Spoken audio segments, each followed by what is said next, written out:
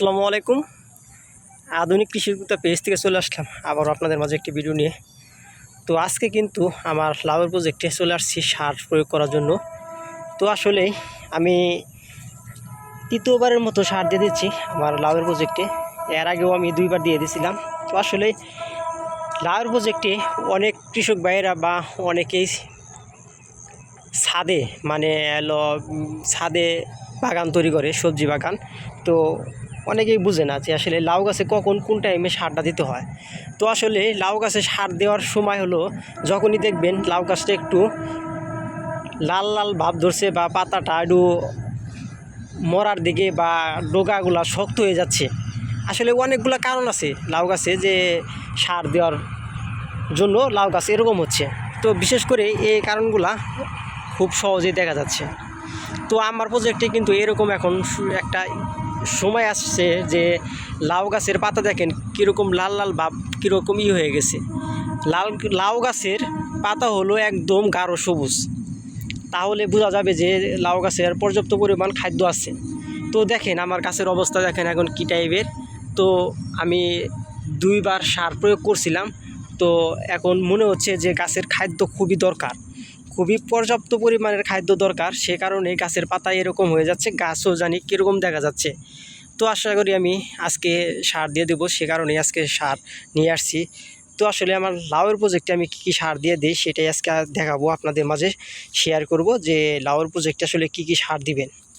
তো এর আগে আমি শুধু ইউরিয়া আর হলো মাইরা সার 2টা মিশিয়ে মিক্স করে দিয়ে দিয়েছিলাম। তো আজকে আমি আসলে অনেক কিছু দেওয়ার আমার টার্গেট ছিল, কিন্তু আসলে এই বাড়িতে ভুলে আমার ফ্লোরা যেটা আমি ভিটামিন যেটা বলে থাকি ওইটা আমি এর আগে স্প্রে করে দিয়েছিলাম বা আজকে সারের সাথে মিশিয়ে দিতে চাইছিলাম, কিন্তু আসলে আনতে ভুলে গেছি। তো চলেন আগে আমি দেখি যে কী সার আজকে দিব। এটা হলো বাংলা ডিআইবি, আমরা যেটা বাংলা বলে থাকি মাইরা সার বলে থাকি।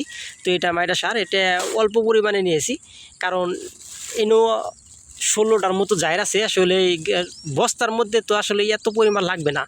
এটা হইলো ইউরিয়া, যেটা গাছকে একটু বড় করতে সাহায্য করবে। আর এটা হইলো গাছের শক্তি এবং গাছ মজবুত রাখতে সাহায্য করবে মাইটা সার। তার সাথে আমি দিয়ে দিব হইলো বরুণ সার। বরুণ সারটাও অনেক উপকারী, কারণ আপনারা জানেন আমি অনেক ভিডিও দিয়েছিলাম যে গাছের জালি, লাউয়ের জালিগুলা পচে যাচ্ছে বা মরে যাচ্ছে। কেন, কি কারণে? আসলে সালফার, তারপরে বোরন, পটাশ, এইগুলার কারণেই কিন্তু এই লাউয়ের জালিগুলা পচে যায়। তো দেখেন আসলে আমি এটা অনেক আগেই আনা ছিল। তো দেখেন কীরকম শক্ত হয়ে গেছে। তো এটা আজকে আমি দিয়ে দিব, এগুলোর সাথে মিক্স করে আসলে আমি দিয়ে দিব। তো এটা দেখতে পাচ্ছেন, এটা হলো বরুণ সার, আর এটা মাইটা সার, ওটা ইউরিয়া। তো এর সাথে আমি দিতে চাইছিলাম যে ফ্লোরা স্প্রে না করে আমি সারের সাথে মিক্স করে দিতেছিলাম। খুবই ভালো একটা কার্যকারী ফল হইতো। আসলে ভুলে বাড়িতে চলে রেখে আসছি। তো যাই হোক, যেহেতু এখন নিয়ে আসি নাই আর বাড়িতে যাওয়া যাবে না, অনেক দূর। তো দেখতেই পাচ্ছেন আমার প্রজেক্টে কিন্তু আলহামদুলিল্লাহ অনেকটা ভালো একটা ফলন পেয়েছি। তো আছে, কালকে ইনশাল্লাহ আমি হারভেস্ট করব।